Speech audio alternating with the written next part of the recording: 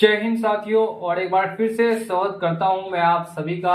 आपके अपने channel loan help India में। और ईएमआई 1 रुपये भी नहीं देनी। अगर ये 3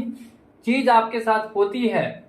ये 3 घटनाएं अगर आप लोन डिफॉल्ट करते हैं और ये 3 में से कोई एक भी घटना आपके साथ अगर घटित हो जाती है तो आपको एक भी ईएमआई देने की अब जरूरत नहीं पड़ेगी।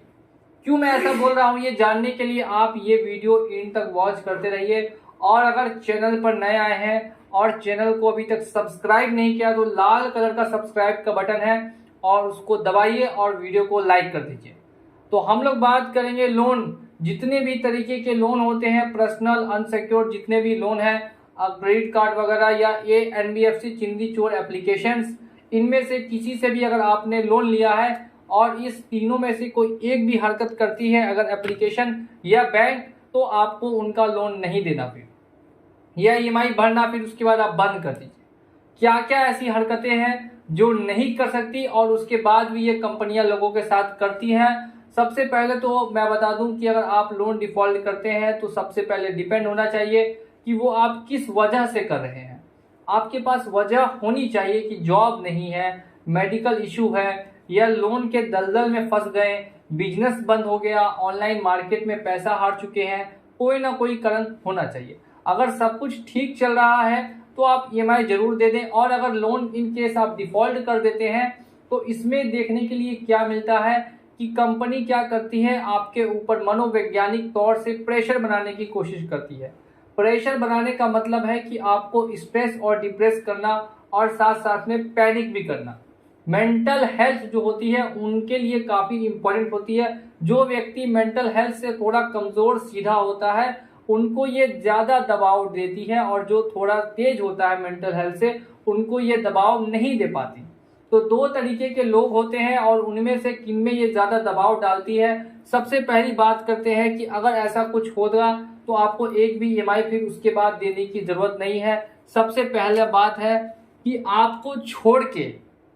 आपने अगर लोन लिया है और आपको छोड़ के किसी और अदर को कॉल करना, वो भी बिना आपके परमिशन के, ठीक है, यानी कि रिलेटिव्स को या फ्रेंड्स को या आपके कॉन्टेक्ट्स में या आपके ऑफिस में किसी अदर व्यक्ति को कॉल करना, ठीक है। अगर किसी अदर व्यक्ति को कॉल करते हैं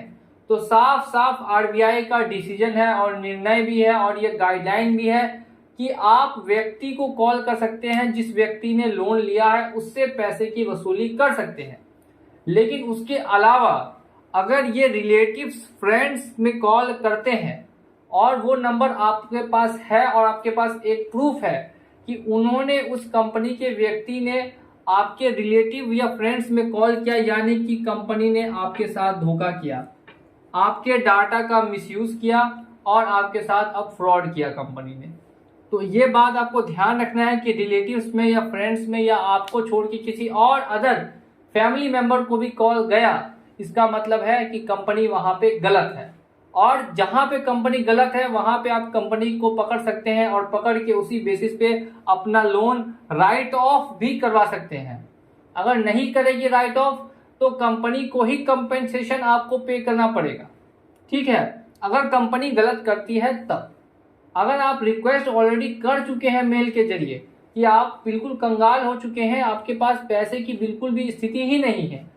उसके बाद भी वो ऐसा कर रहे हैं, यानी कि वो आपके साथ गलत कर रहे हैं। और गलत का डट के मुकाबला आपको करना आज के टाइम में इंपॉर्टेंट है। अगर गलत करते हैं, आपके पास उसका कोई प्रूफ है, तो आप फिर डरिए नहीं बिल्कुल भी। अगर आप नहीं भी ईएमआई भर रहे हैं तो लोन राइट ऑफ करने के लिए या तो उनसे आप रिक्वेस्ट कर सकते हैं या फिर दूसरा काम आप कर सकते हैं कि उनसे आप कॉम्पेंसेशन लीजिए। 5 लाख से लेके 5 करोड़ तक का कॉम्पेंसेशन आप उनसे इस बेसिस पे डिमांड कर सकते हैं, ठीक है। दूसरी बात अब हम लोग कर लेते हैं, ये हुआ पहला कि कॉल्स को लेके अगर आपके अलावा किसी और को कॉल गया तो फिर आपको ये करना है। अब अगर हम लोग दूसरी बात करें तो दूसरे में क्या है जो लागू होता है, और वो ये चीज है कि देखिए कुछ कभी कभी आपके पास क्या होते हैं, रिकवरी एजेंट्स आते हैं कभी कभी। तो अगर रिकवरी एजेंट्स आकर आपको डिफेम करते हैं, ठीक है, रिकवरी एजेंट्स आते हैं डिफेम करते हैं या इनके पास किसी तरीके का आईडी कार्ड या लाइसेंस नहीं है, उसके बाद भी आपको आकर आपसे बदतमीजी कर रहे हैं या आपको डिफेम कर रहे हैं, आपके आस पड़ोस में जाके हल्ला चिल्ला कर रहे हैं, आपकी आईडी कार्ड को ले जाके सबको दिखा रहे हैं, ये देखिए ये देखिए ये देखिए, ये व्यक्ति ऐसा है, ये व्यक्ति वैसा है, अगर ऐसा कुछ करते हैं तो ये भी एक तरीके की इलीगल प्रैक्टिस है, इमोरल प्रैक्टिस है कंपनी के द्वारा, और इस पर भी आरबीआई ने साफ साफ रोक लगा के रखी है। तो अगर ऐसा कुछ भी करते हैं कंपनी वाले तो इसका मतलब है अब इसके बाद से आपको इनकी एक भी ईएमआई नहीं देनी, कंपनी ने ही आपके साथ फ्रॉड कर दिया। साफ यहाँ मतलब जाहिर होता है, अगर आप लोन पेमेंट नहीं करते, आप भारत के नागरिक हैं और आप रिक्वेस्ट ऑलरेडी कर चुके हैं कंपनी से कि आपको टाइम देने के लिए, बैंक से आपने रिक्वेस्ट किया टाइम देने के लिए, उसके बाद भी आपके साथ गलत हरकत करती है, इसका मतलब है कि कंपनी आपके साथ फ्रॉड कर रही है। ठीक है, अगर गलत हरकत करती है और आपको डिफेम करने की कोशिश करती है तो आप इस पे उनसे कॉम्पेंसेशन की डिमांड कर सकते हैं या फिर अपना आप लोन का राइट ऑफ करवा सकते हैं। यह हो गई फर्स्ट दो बातें। और तीसरी बात जो ज्यादातर लोगों के साथ होती है, इसमें होता क्या है कि कुछ ऐसी कॉल्स आती है जिनके बारे में आपको भी नहीं पता, अचानक से ऐसी कॉल्स आएंगी और कॉल्स पे वो क्या करेंगे, तो कॉल्स पे या तो वो गाली गलौज करते हैं, ठीक है, अगर ऐसा कुछ करते हैं, या आपके परिवार के बारे में कुछ बोलते हैं, ठीक है, या फिर आपको कुछ जाति सूचक शब्द बोलते हैं। काफी बार देखने के लिए मिला गया है, ये जाति सूचक शब्द बोलेंगे या आपके परिवार के बारे में बोलेंगे या आपके साथ गाली गलौज करेंगे, वो भी आपके साथ ऑन कॉल, और उस कॉल को आप अगर रिकॉर्ड कर रहे हैं, व्हाट्सएप पे कॉल रिकॉर्ड्स नहीं होती इसलिए व्हाट्सएप पे उनके कॉल्स को नहीं उठाए, और अगर कभी भी किसी भी एजेंट वगैरह का कॉल आता है, अगर आप उठाते हैं इन केस, तो उठाने में सबसे पहले चीज का जो आपको ध्यान रखना है कि उस एजेंट का आप नाम पता पूछिए, कहाँ से बोल रहा है, किस ब्रांच से बोल रहा है, उसका नाम क्या है, ये सब उनसे पूछिए और पूछ के पहले नोट कीजिए। नोट जब कर लेंगे तो उसके बाद ध्यान रखना है कि आपके साथ अगर वो गाली गलौज कर दिए या आपके साथ, अब बस उनसे रिक्वेस्ट कीजिएगा, और इस बीच में अगर वो ऐसा कुछ आपके साथ करते हैं, गाली गलौज करते हैं, परिवारवाद करते हैं, परिवार को लेकर आपके ऊपर कुछ टिप्पणी कर देते हैं या आपके ऊपर जाति सूचक शब्द बोल देते हैं जो बिल्कुल ही गलत है, कहीं से भी ये सही नहीं है।